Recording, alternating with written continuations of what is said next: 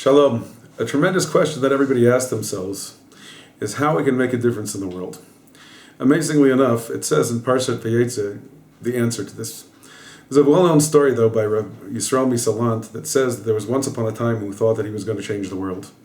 And he went out and he worked and he slaved away and he made all sorts of efforts in order to try and affect the world. And after 20 to 30 years, he realized the world was just too big.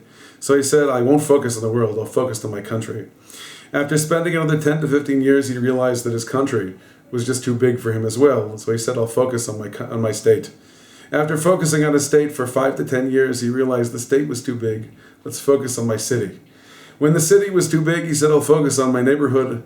When the neighborhood was too big, he says, I'll focus on myself, only to realize too late that he got things backwards and then he croaked.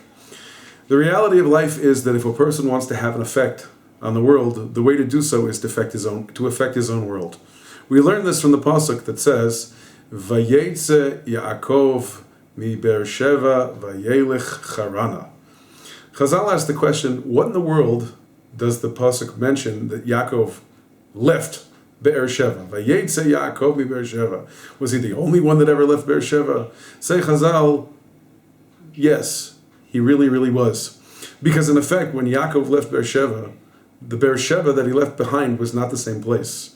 It says Rashi, Yatsa Ziva, Yatsa Hadra, Yatsa Kvoda, right? All of the things that made it a special and amazing place left when Yaakov left Beersheva. Now what did Yaakov do in the entire time he was in Beersheva? The entire time that Yaakov was in Beersheva, he was sitting and he was learning Torah.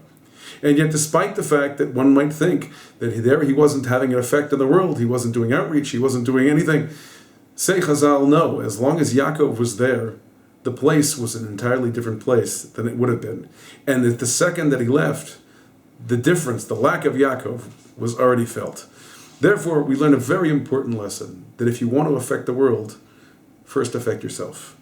After all, Chazal tell us that the purpose of Am Yisrael is not to go out and actively proselytize in the world. We are supposed to be an or lagola. We're supposed to be a light unto the nations, and one light in the darkness, as Chazal say.